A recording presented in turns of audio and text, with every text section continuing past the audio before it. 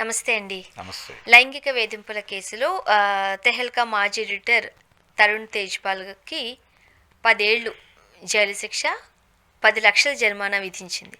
దోషిగా నిర్ధారించింది కోర్టు. అంటే గతంలోనే జడ్జిమెంట్లు వచ్చినాయి. ఇది అప్పీల్లో వచ్చినటువంటి జడ్జిమెంట్. ఇంతకుముందు ఆయన్ని నిర్దోషిగా కోర్టు ప్రకటించింది. హుహు. ప్రకటించిన దాని మీద గోవా ప్రభుత్వం పైకోర్టుకు అప్పీల్ చేసుకుంటే కేసు రీఓపెన్ చేసి పునఃవిచారణ జరిపిన తర్వాత వచ్చినటువంటి జడ్జిమెంట్. అప్పుడెందుకు నిర్దోషి, ఇప్పుడెందుకు దోషి అయ్యారు? ఇప్పుడు ఎందుకు దోషి అంటే బొబ్బిలిపులి సినిమాలో రామారావు గారి డైలాగ్ గుర్తొస్తుంది. అంటే కోర్టుకి తీర్పుకి ఇన్ని తేడాలు, అంటే ఈ కోర్టులో నాకు శిక్ష వేస్తారండి, నేను పై కోర్టుకి వెళ్ళొచ్చా అని అడుగుతాడు ఆయన. వెళ్ళొచ్చు అని చెప్తారు జడ్జి గారు. అక్కడ మీరు చెప్పిన జడ్జిమెంటే వస్తుందా, ఇంకేదైనా వస్తుందా అంటే లేదు, ఆ కోర్టు మెరిట్స్గా దేన్ని తీసుకుంటుందో నేను ఎలా చెప్తాను. సో అక్కడ అంటే ఇక్కడ మెరిట్ అయింది, అక్కడ డిమెరిట్ అవ్వచ్చా అంటాడు ఆయన. కావచ్చు అంటాడు. ఈ సంవాదం ఆ రోజుల్లో సెన్సేషన్. దాని మీద ఆయన అంతిమంగా చెప్తాడు, మరి ఈ కోర్టులో విచారణ అంతా వృధా అన్నట్టుగానే అవుతుంది కదా, ఎందుకు ఈ టైం వేస్ట్ మీకు నాకు అని. అది ఆ కోర్టు సీనే సినిమాని నిలబెట్టింది అనేది ఆ రోజుల్లో మాట. అది నిజానికి ఇలాంటి కేసులు చూసినప్పుడు గుర్తొస్తుంది. ఆయన్ని ఎందుకు కింది కోర్టు నిర్దోషిగా ప్రకటించిందంటే ఆయన చెప్పుకున్న విషయం ఇది వాంటెడ్గా నన్ను ఇరికించడానికి జరిగింది అని.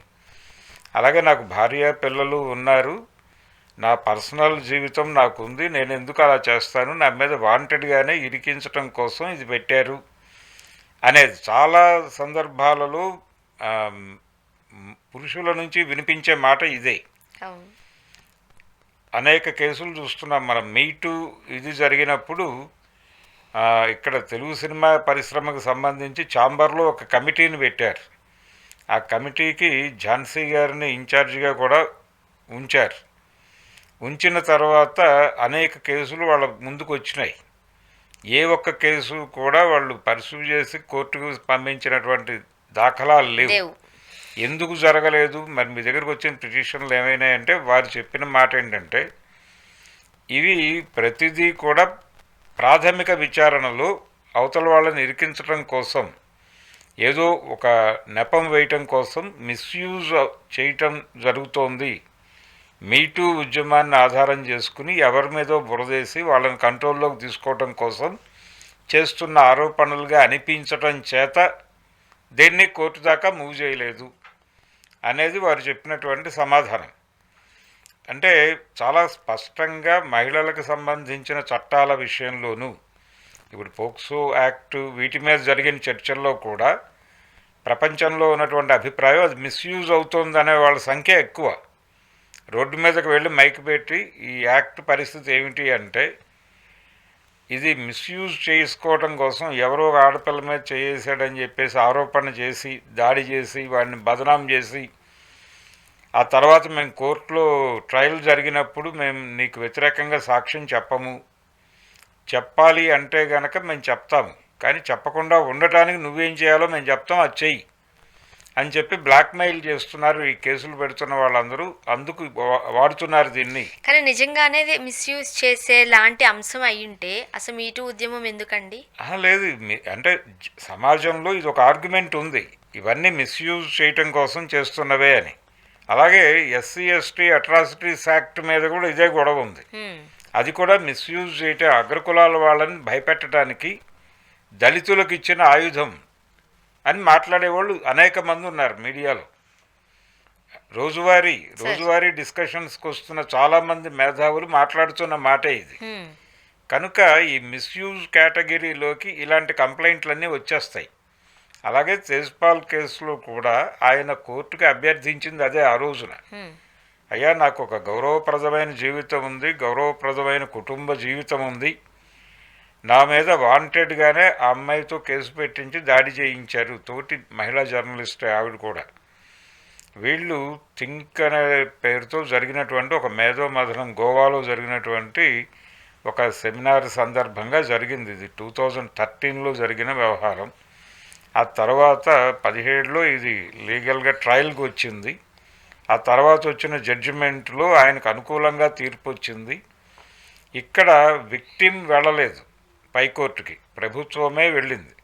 అంటే పీపీ గారు దీనిలో మెరిట్స్ ఉన్నాయి కానీ కోర్టు పట్టించుకోలేదు కాబట్టి మనం పైకోర్టులో అప్పీల్ చేసుకోవడానికి ఛాన్సెస్ ఉన్నాయని ప్రభుత్వానికి ఆయన ఇచ్చినటువంటి మెహతా ఇచ్చినటువంటి నివేదిక ఆధారంగా ఈ కేసుని పైకోర్టుకు పంపించారు.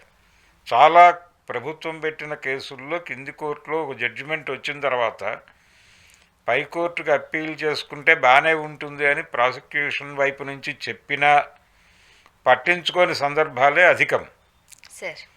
85-90% పట్టించుకోరు. కానీ ఈ కేసులో పట్టించుకున్నారు. పట్టించుకుని పైకోర్టుకి తీసుకెళ్లారు మొత్తానికి. కానీ కింది కోర్టు దగ్గర ఆగిపోదాం ఒకసారి. నిర్దోషిగా ప్రతిసారి ప్రభుత్వం పెట్టిన కేసులు కానీ ప్రైవేటు వ్యక్తులు పెట్టిన కేసులు కానీ అది కోర్టులో ఒక డెసిషన్ వచ్చేసిన తర్వాత పైకోర్టుకు వెళ్ళడానికి ఛాన్స్ ఉంది. ఉన్నప్పటికీ సార్ ఇప్పుడు కింద కోర్టు ప్రకారం ఏంటి, ఆమె దాన్ని మిస్యూజ్ చేసినట్టేగా. మిస్యూజ్ చేసినట్టే అంటే అక్కడ ఆమెకు అన్యాయం జరిగినట్టే. ఆవిడకి అన్యాయం జరిగింది. అంటే ఆవిడ వెళ్ళటం కాదు, ఇక్కడ ఇండివిజువల్గా వెళ్ళటం కాదు, గవర్నమెంట్ వైపు నుంచి ప్రాసిక్యూషనే వాదించింది. వెళ్ళి తీరాల్సిన కేసు కాబట్టి మెరిట్స్ ఉన్నాయి ఈ కేసులో ప్రాసిక్యూషన్ వాళ్ళే ముందుకి కదిలి పైకి పట్టుకెళ్ళారు. ఇది గవర్నమెంట్ వైపు నుంచి వెళ్ళిన కేసు.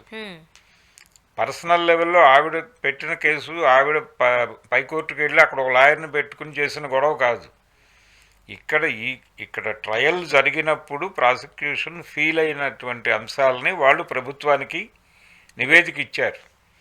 మనం ఓడిపోయాం కానీ యాక్చువల్ గ్రౌండ్ మనకు అనుకూలంగానే ఉంది, కానీ కోర్టు బెనిఫిట్ ఆఫ్ డౌట్ కింద ఆ డెసిషన్ తీసుకుంది. సో అప్పీల్కి వెళ్తే మనం డెఫినెట్గా గెలిచే ఛాన్సెస్ ఉన్నాయి అని వాళ్ళు ఇచ్చిన నివేదిక ఆధారంగా ముందుకు కదిలిన కేసు ఇది. ఇప్పుడు అక్కడ కూడా ఇదే ఆర్గ్యుమెంట్ చెప్పుంటారు. అతనికి గౌరవప్రదమైన జీవితం ఉంది, సామాజిక జీవితం ఉంది, గౌరవప్రదమైన కుటుంబ జీవితం ఉంది, ఆవిడ మిస్యూజ్ చేస్తోంది, ఈ అవకాశాన్ని వాడుకుని ఆయన ఏదో కంట్రోల్లోకి తీసుకునే ప్రయత్నం చేస్తోంది ఆవిడ అనేది వీళ్ళు అక్కడ కూడా ఆర్గ్యూ చేస్తుంటారు. కానీ కేసులో ఉన్న మెరిట్స్ ఆధారంగా వాళ్ళు ఆ జడ్జిమెంట్ ఇచ్చేశారు. 10 సంవత్సరాలు జైలు, 10 లక్షలు జరిమానా. ఇది ఇప్పుడు ఆయన ఎక్కడున్నా సరే సరెండర్ అవ్వమని కోర్టు చెప్పింది, టైం ఇచ్చి 4 days అంతా ఇచ్చినట్టు. ఆ టైంలోపు వచ్చి సరెండర్ అవ్వమని. అంటే జనరల్గా జడ్జిమెంట్ రోజున కోర్టుకి హాజరు కావాలి. వీళ్ళు లాయర్ గారు హాజరై ఉంటాడు, ఈయన వెళ్ళలేదు. ఆ సందర్భంగా వాళ్ళు వారెంట్ ఇష్యూ చేశారు. ఆ వారెంట్ ఎగ్జిక్యూట్ అవుతుంది, తీసుకెళ్తారు. తీసుకెళ్ళిన తర్వాత ఆయన సుప్రీంకోర్టు విస్తృత ధర్మాసనానికి అప్పీల్ చేసుకునే అవకాశం కూడా ఉంది. అంటే అప్పీల్ చేసుకుని బెయిల్ తీసుకుని మళ్ళీ బయటకు వచ్చి అక్కడ ట్రయల్ జరిగి అక్కడ కూడా ఏ డెసిషన్ వస్తుంది అనేది మనం చెప్పలేం. సో ఒక కోర్టులో వచ్చినటువంటి ఒక పాజిటివ్ డెసిషన్, ఆయనకి పాజిటివ్ డెసిషన్ ఇంకో చోట నెగిటివ్ జడ్జిమెంట్గా బయటకు వచ్చింది. ముందైతే రిమాండ్కి వెళ్ళాలి ఆయన. దీనికి అప్పీల్కి అవకాశం ఉంటుందా లేదా అనేది వాళ్ళ లీగల్ కౌన్సిల్ తేల్చాల్సిన విషయం. సో ఆ ప్రయత్నాలు అయితే చేస్తాడు ఆయన. ఇప్పుడు బెయిల్కి కుదరదు ఇమీడియట్గా, ఒక ప్రయత్నం తర్వాత విస్తృత ధర్మాసనానికి రిఫర్ చేసే కేసుగా వాళ్ళు ఫీల్ అయితే ముందుకు పెడుతుంది, లేకపోతే ఆయన శిక్ష అనుభవించి బయటకు రావాల్సి ఉంటుంది. అంటే 10 ఏళ్ళు శిక్ష అంటే 10 ఏళ్ళు ఆయన లోపల ఉండడు, అలాగే రిమేషన్ ఉంటుంది. ఈ రిమేషన్ పోను ఆయన మ్యాక్సిమం 6.5 years to 7 years ఉంటాడు అంతే లోపల. ఒక 6-7 సంవత్సరాల్లో బయటకు వచ్చేస్తాడు ఆయన.